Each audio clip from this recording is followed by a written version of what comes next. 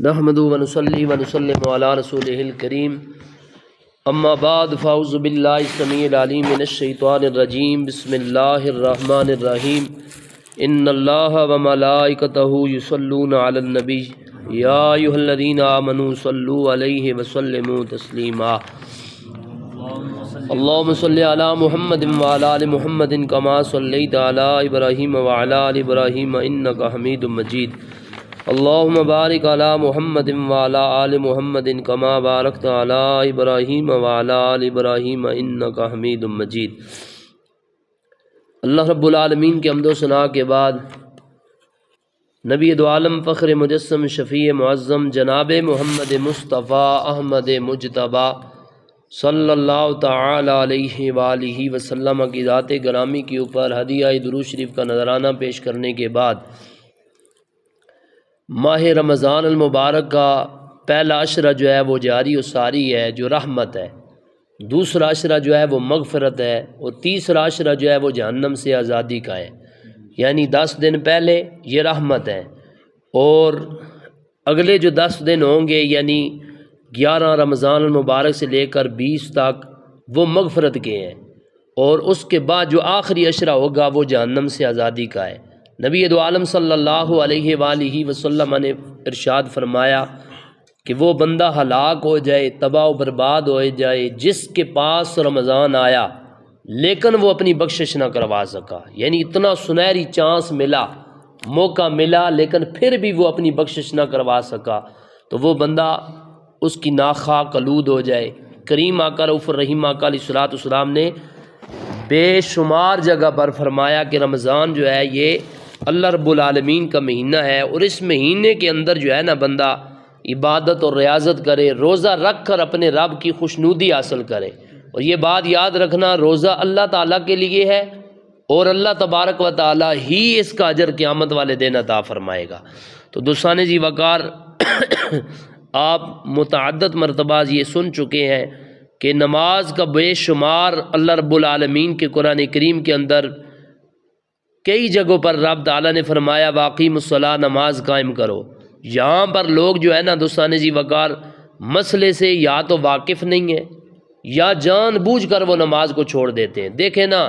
رمضان کے مہینے میں بھی ہماری مسجد ویسے آباد نہیں ہے کہ جیسے آباد ہونی چاہیے، آدھی صف ہے یعنی پوری صف بھی مکمل نہیں ہے،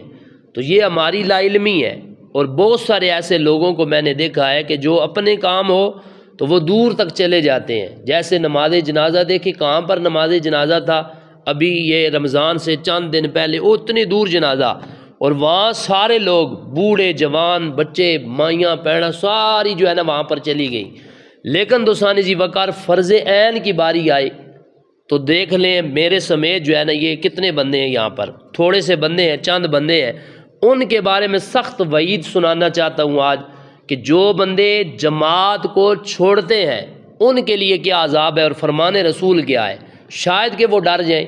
لیکن ڈرنے والی بات ان کے دلوں سے نکال دی گئی ہے، یہ ڈرتے نہیں ہیں۔ اگر ڈر ہوتا ہے ان کو تو یہ اللہ رب العالمین کا گھر ویران نہ کرتے، اور دوستان جی وقار جیسے بھی ممکن ہوتا گھٹنوں کے بال اگر گھسٹ کر آنا ہوتا نا تو تب بھی آ جاتے اگر مسئلہ پتہ ہوتا، اگر نہیں پتہ تو دوستان جی وقار آج پتہ چل جائے گا، اگر پتہ ہے اس کے باوجود گھر میں نماز پڑھتے ہیں تو یہ ان بندوں کی بیماری ہے جس کے بارے میں نبی دو عالم صلی اللہ علیہ وآلہ وسلم کا فرمان عالی شان بڑا سخت ہے۔ یعنی لوگ تو کہتے ہیں نا وہ رحمت للعالمین بن کر آئے، بے شک اس میں کوئی شک نہیں ہے، لیکن رحمت اس کے لیے ہے کہ جو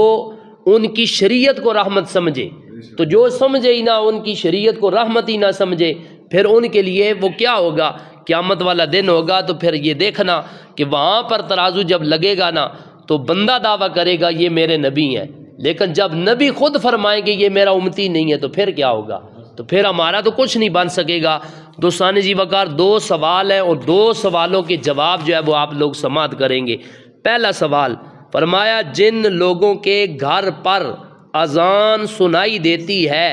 اور وہ لوگ نماز فجر یا عشاء اپنے گھر میں پڑھ لیتے ہیں، ایسے لوگوں کی نمازیں گھر پر بلا عذر شرعی ہوں گی یا نہیں؟ یہ پہلا سوال ہے۔ دوسرا سوال شرعی عذر کیا ہے جن کی بنا پر گھر پر نماز پڑھنا درست اور ٹھیک ہوگا؟ یہ دو سوال ہے۔ یعنی پہلا سوال کہ جو لوگ اپنے گھر پر نماز پڑھتے ہیں، اذان بھی ان کو سنائی دیتی ہے۔ آج کل تو وہ دور رہا نہیں ہے کہ سپیکر نہ ہو، تقریباً سپیکر کی ہماری مسجد کی تقریباً 5 ادھر اور 2 ادھر 7 یونٹیں لگی ہوئی ہیں، لیکن اس کے باوجود اگر ہماری صف بھی مکمل نہ ہو تو یہ بڑے دکھ کی بات ہے۔ یہ جہاں بھی میں جاؤں گا تو انشاءاللہ العزیز آپ کے جامع مسجد انوار مدینہ کا نام لے کر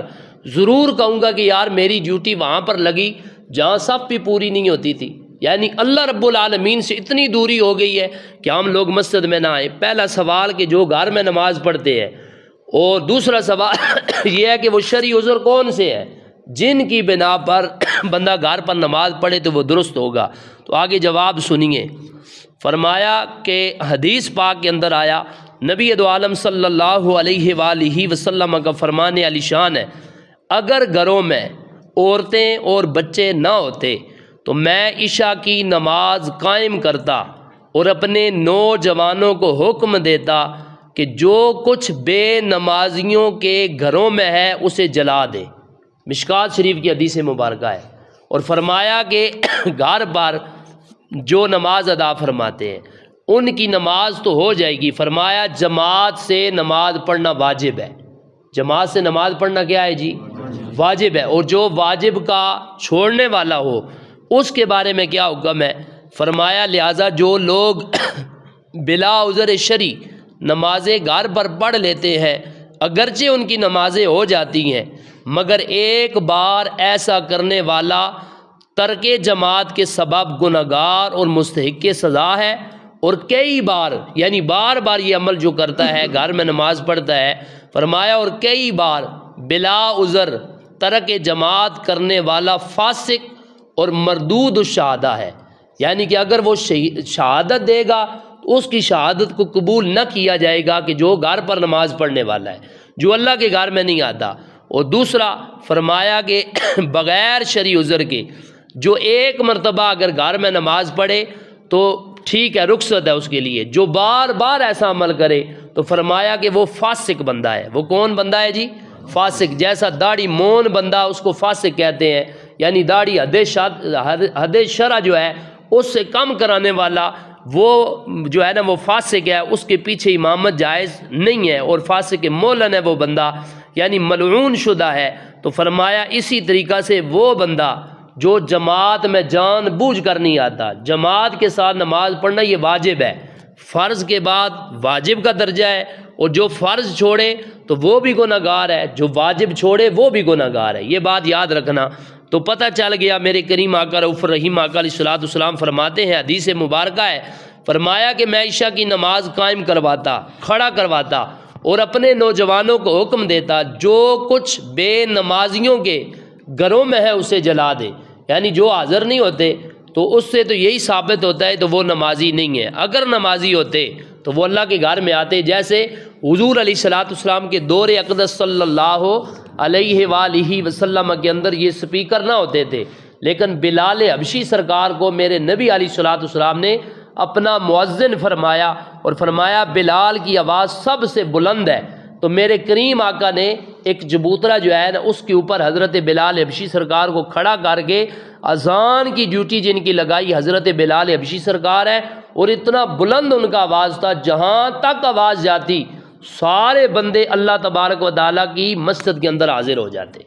لیکن آج حال یہ بنا ہے کہ 8 یونٹیں لگی ہیں اور اتنے دور تک آواز جا رہا ہے، لیکن آنے والا محلے سے اٹھ کر نہیں آ رہا۔ تو پھر کیا ہے یار کہ ہمارے انتظام کرنے میں کمی تو نہیں ہے نا، انتظام تو ہو رہا ہے الحمدللہ، اللہ کے گھر کا انتظام جو ہے نا یہ چل رہا ہے، یعنی آوازیں ہم تک پہنچ رہی ہیں، لیکن اس آواز کا کیا فائدہ جو ہمارے کانوں تک ٹکرائے بھی لیکن پھر بھی ہمارے کان بند ہو جائیں، ہم اللہ کے گھر میں نہ آئے۔ تو پھر ایسے بلاوا اگر دنیا دار کوئی بندہ ہو نا، میں اگر کسی بندے کو بلاؤں یا آپ لوگ مجھے دعوت دیں یا آپ کسی بندے کو بلائیں تو وہ بندہ سن بھی رہا ہو دیکھ بھی رہا ہو تو پھر بھی اگر نہ آئے آپ کو ملنے کے لیے، آپ کی دعوت پر نہ آئے تو آپ اس سے ناراض ہوں گے یا خوش ہوں گے؟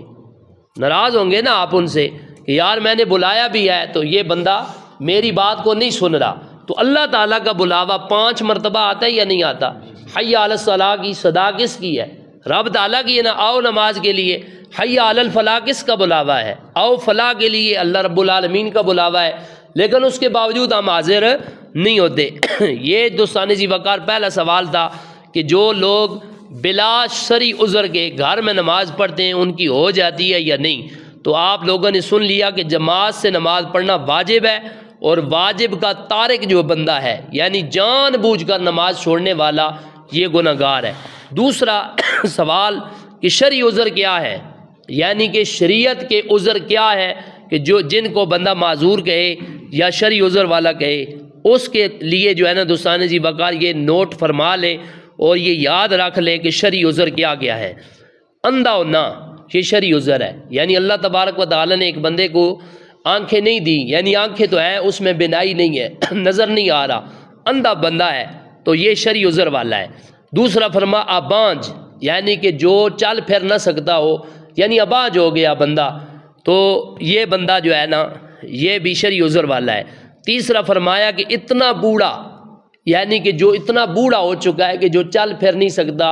اٹھ نہیں سکتا، خود بخود مسجد میں آ نہیں سکتا، تو یہ بندہ بھی شرعی عذر والا ہے۔ پھر فرمایا وہ بیمار کہ جس کی بیماری اس حد تک پہنچ گئی کہ وہ بستر کے علالت کے اوپر ہے، بستر علالت کے اوپر ہے، یعنی اٹھ نہیں سکتا، خود بخود چل پھر نہیں سکتا، وہ بیمار۔ ہماری طرح کا بیمار نہیں، تھوڑا سا پیٹ میں درد ہوا تو ہم لوگ کہیں کہ جی بہت ڈاڑی بیماری ہے جی، ایک گچھنی نہیں پئی تو میں روزہ بھی چھوڑی دینا، تو اے جناب والا روزہ اگر چھوڑیں گے تو اس کا جو آپ کو فدیہ ادا کرنا پڑے گا، اور یہ بالکل ہٹ درمی ہے کہ بندے کو تھوڑی سی بیماری آئے تو وہ روزہ چھوڑ دے۔ یہ بات یاد رکھنا، رمضان کا ایک روزہ رکھنا اتنی زیادہ فضیلت کا حامل ہے۔ فرمایا کہ غیر رمضان، یعنی روزے گزر جائے نا جب،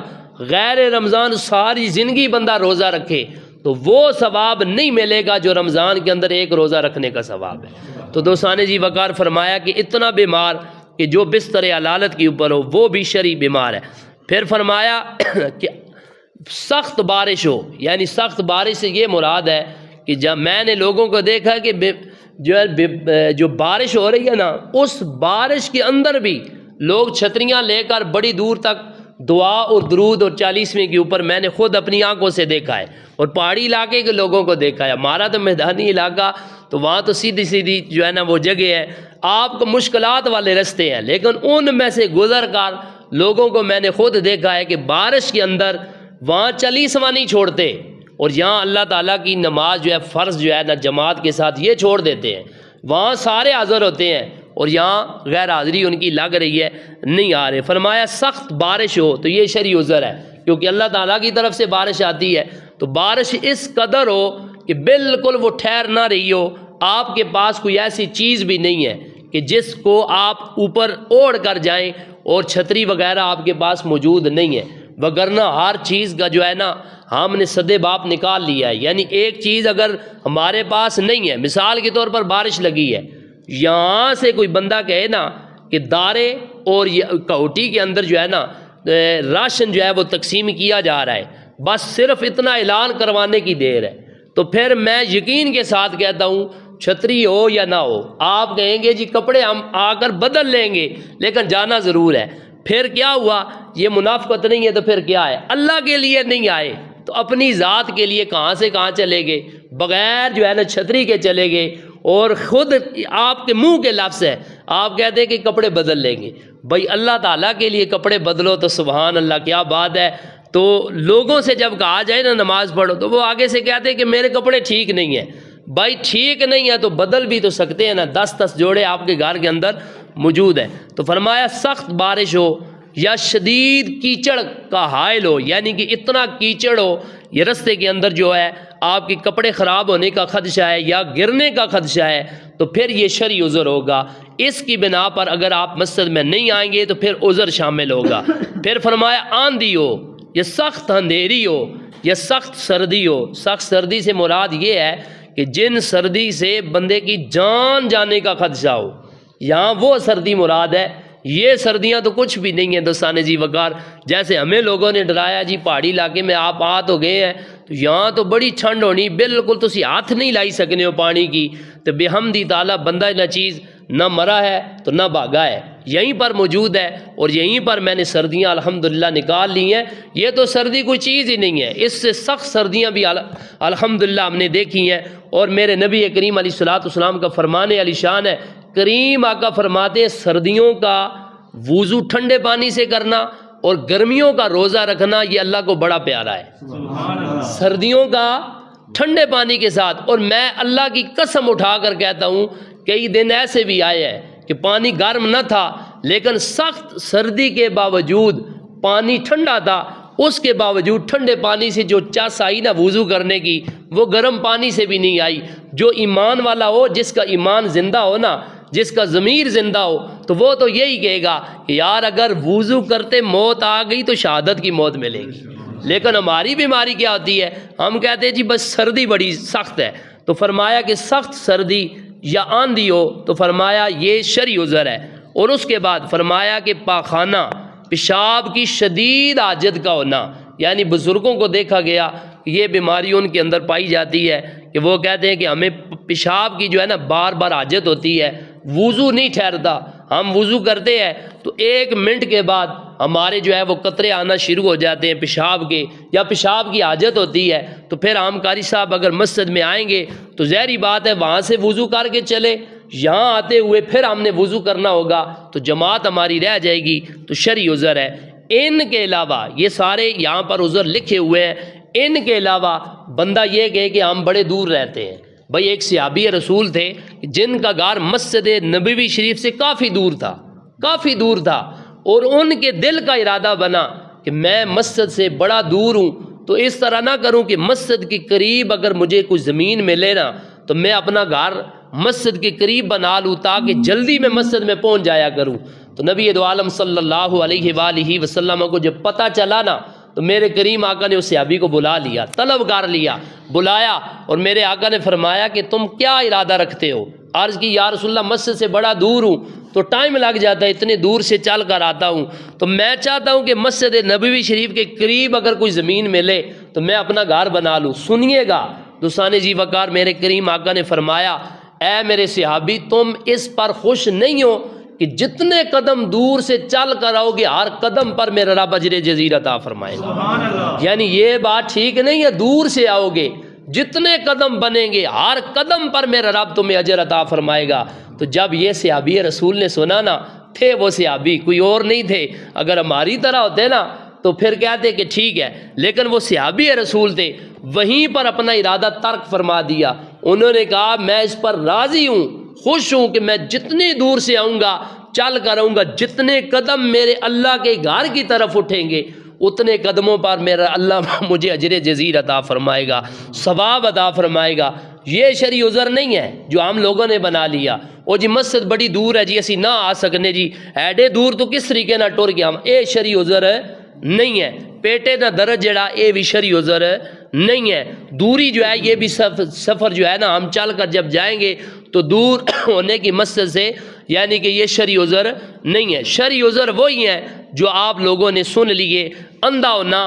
اور ابانج ہونا، اتنا بوڑھا کہ جو چل پھر نہ سکے، اتنا بیمار جو اٹھ نہ سکے۔ فرمایا سخت بارش ہو، شدید کیچڑ ہو، آندھی ہو، طوفان ہو، سخت سردی ہو تو پخانے کی حاجت ہو، یہ شرعی عذر ہے۔ اگر اس بنا پر کوئی بندہ گھر میں نماز پڑھے تو ان کی نماز ہو جائے گی، وہ بندے گناہگار نہیں ہوں گے۔ اس کے علاوہ ہم اگر ٹھیک ٹھاک ہے، ہٹے کٹے ہے، تو گھر میں مصلی بچھا کر نماز اس لیے پڑھیں کہ جماعت یار بڑی لیٹ ہوتی ہے یا ہمیں جو ہے نا